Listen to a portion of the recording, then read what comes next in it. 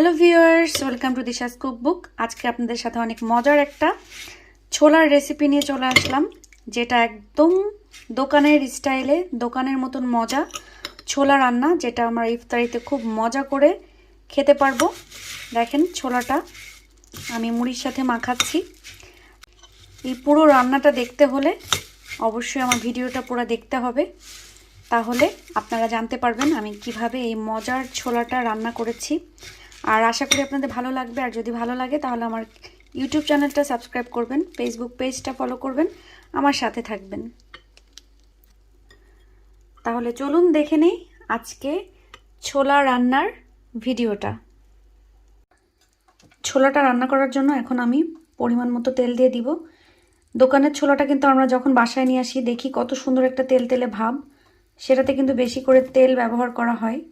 যদিও জানি এখন বাংলাদেশের তেলের খুব সমস্যা, বাট এই রান্নাটা খেতে গেলে এভাবেই খেতে হবে। তো শখ করেই আমরা মাঝে মাঝে দোকানের মতন খেতে চাই। তো আজকে সেটাই আপনাদেরকে দেখাবো যে কিভাবে দোকানের মতো করে মজা করে ছোলাটা রান্না করবেন। সামনে যেহেতু রোজার মাস, তো ভাবলাম আপনাদের সাথে আমার এই রান্নাটা শেয়ার করি। তো এখানে আমি তেল দিয়ে দিয়েছি।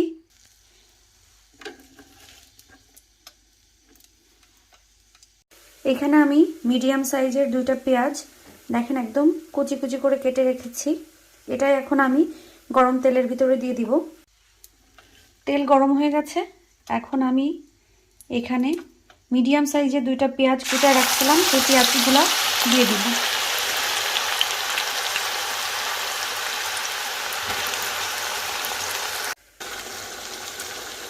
দেখেন পেঁয়াজটাকে সুন্দরভাবে এই তেলে 2-5 মিনিট ভেজে নিতে হবে। তারপরে যে আমি এর ভিতরে লবণ অ্যাড করব। এখন আমি এটাকে সুন্দর করে 5 মিনিট ভেজে নিব। পেঁয়াজটা একটু ভাজা ভাজা হয়ে আসছে, এখন আমি এখানে 1 টেবিল স্পুন লবণ অ্যাড করে দিব। লবণটা সম্পূর্ণ আপনাদের টেস্টের উপর ডিপেন্ড করে যে আপনারা কে কতটুকু লবণ চাচ্ছেন। আমি লাগলে পরে আবার অ্যাড করে নিব।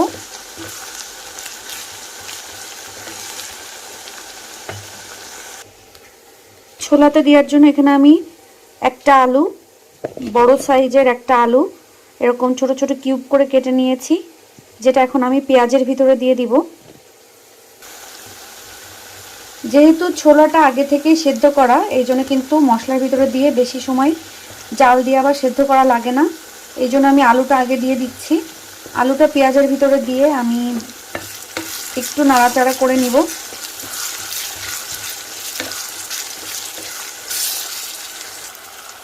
এখন আমি আলু আর পেঁয়াজের ভিতরে দিয়ে দিব 1 চা চামচ আদা বাটা, 1 চা চামচ রসুন বাটা। বেশি দেওয়া যাবে না, ফ্লেভারটা কিন্তু বেশি আসলে তখন ছোলাটা খেতে ভালো লাগবে না। যত ছোলাই বা যতটুকু কিছুই রান্না করেন না কেন, সেখানে কিন্তু সব কিছুই পরিমাণ মতো দিলেই টেস্টটা অনেক ভালো আসে। পেঁয়াজের সাথে আলুটা একটু ভাজার পরে এখন আমি সামান্য পানি দিয়ে দিব।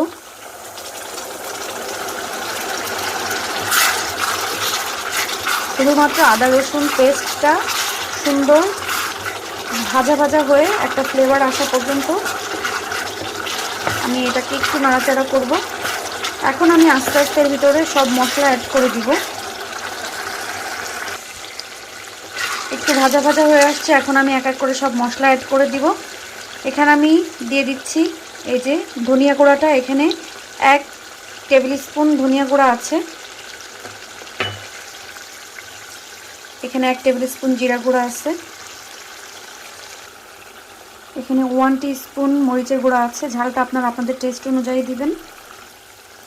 এখানে 1 টেবিল স্পুন হলুদের গুঁড়া দিয়ে ভালো করে মিক্স করে ফেলতে হবে। মিক্স করার পরে এটা কিন্তু বেশি সময় ভাজা যাবে না, তাহলে কিন্তু ছোলার কালারটা নষ্ট হয়ে যাবে। জাস্ট একটু আলু পেঁয়াজের সাথে মিক্স করেই সাথে সাথে কষানোর জন্য একটু পানি দিয়ে দিতে হবে। সব কিছু কষানোর পরে এখন আমি আবার একটু পানি দিয়ে দিচ্ছি। মশলাটা আলুটা সব কিছু সুন্দর করে কষায় যাবে। আমি কিন্তু এরপরে আর পানি অ্যাড করব না, এটাই আমার শেষ পানি অ্যাড করা, যেখানে মশলাটা সুন্দর করে কষাতে হবে আলুর সাথে। এখানে আমি অলরেডি ছোলাগুলোকে সিদ্ধ করে নিয়েছি। এই দেখেন ছোলাগুলো পুরা সেদ্ধ করা। এখানে 800 গ্রাম ছোলা আছে। মশলাটা কষানো হয়ে গেছে, এখন আমি এর ভিতরে ছোলাগুলো দিয়ে দিব। এখানে মশলাটা কষানো হয়ে গেছে, এখন কিন্তু আমি ছোলাগুলো দিয়ে দিচ্ছি। ছোলাগুলো দেওয়ার পরে সুন্দর করে মিক্স করে দেবো। আমি কিন্তু আর কোনো পানি অ্যাড করব না। মশলাটা একেবারে না কষাই আমি ছোলাটা দিয়ে দিলাম, কারণ এই যে হালকা যে একটু ঝোল ঝোল আছে, এটা দিয়ে পুরো ছোলাটা সুন্দরভাবে কষানো হয়ে যাবে, একটা মাখা মাখা ভাব চলে আসবে।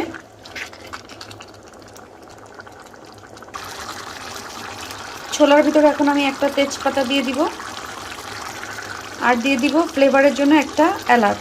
বেশি দেওয়া যাবে না, তাহলে কিন্তু বেশি স্ট্রং ফ্লেভার আসবে, যেটা খেতে ভালো লাগবে না।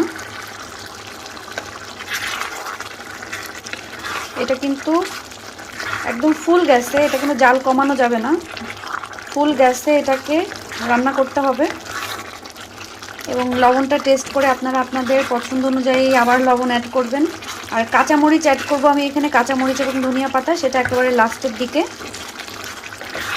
কারণ কাঁচামরিচটা লাস্টের দিকে দিলে একটা সুন্দর ফ্লেভার চলে আসে।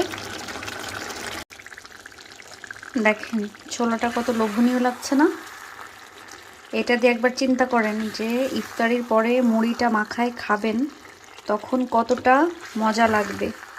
আর প্রথমে যতটা তেল বেশি মনে হচ্ছিল, দেখেন এখন কিন্তু তেল একদমই কম, কারণ মশলা, ছোলা, আলু সব কিছুতে মিশে এখন সুন্দরভাবে একটা ছোলার টেস্ট চলে আসছে।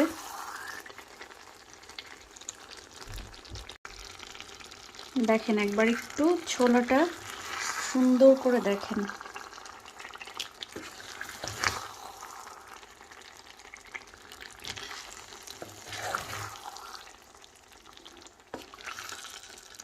বলেন তো দেখতে কত লোভনীয় মনে হচ্ছে না? ছোলা রান্নাটা প্রায় হয়ে এসেছে। এখন আমি এখানে আমার টেস্ট অনুযায়ী 3টা কাঁচামরিচ অ্যাড করে দিয়েছি। ঝালটা আপনারা আপনাদের পছন্দ অনুযায়ী দিবেন, এটা আমি সবসময়ই বলি।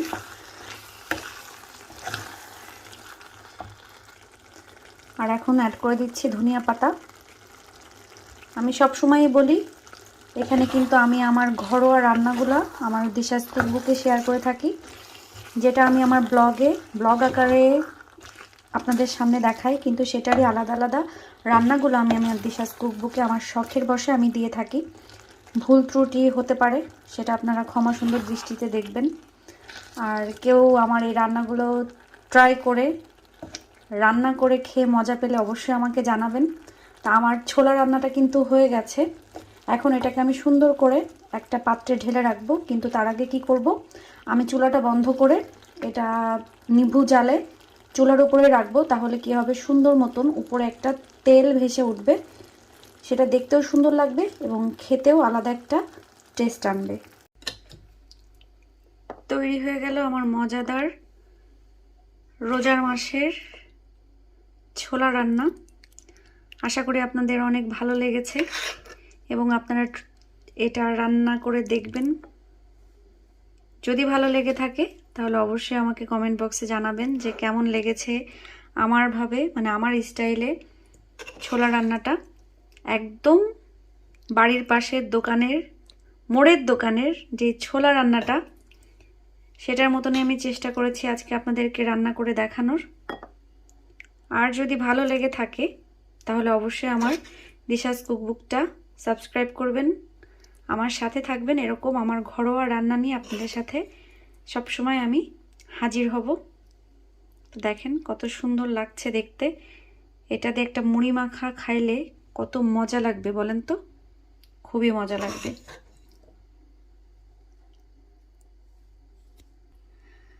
তো আর কি, তৈরি হয়ে গেল আমার ছোলা রান্না। আপনারা সবাই কমেন্ট করে জানাবেন যে কেমন লাগলো আজকের ছোলা রান্নাটা। আর আপনারা অবশ্যই রোজার ভিতরে ইফতারের সময় এটা ট্রাই করে দেখবেন এবং মুড়ি দিয়ে, ছোলা দিয়ে, পেঁয়াজ দিয়ে সব কিছু দিয়ে সুন্দর করে মাখায় খেয়ে দেখবেন, আলাদা একটা টেস্ট পাবেন। আর এবং আমাকে কমেন্ট করে ডেফিনেটলি জানাবেন যে কেমন লাগছে আপনাদের কাছে এই রান্নাটা, কেমন লেগেছে আর এই রান্নাটা, এবং খাওয়ার পরে আপনাদের ফিলটা কী ছিল। তো এখনকার মতন আমি ভিডিওটা এখানে শেষ করে দিচ্ছি। আমি পরবর্তী আবারও কোনো ইফতারির কোনো আইটেম নিয়ে আপনাদের সাথে ফিরে আসব। আশা করি আপনাদের ভালো লাগবে। আর ভালো লাগলে কি করতে হবে, আমার ইউটিউব চ্যানেলটা সাবস্ক্রাইব করতে হবে, আমার সাথে থাকতে হবে। আল্লাহ হাফেজ।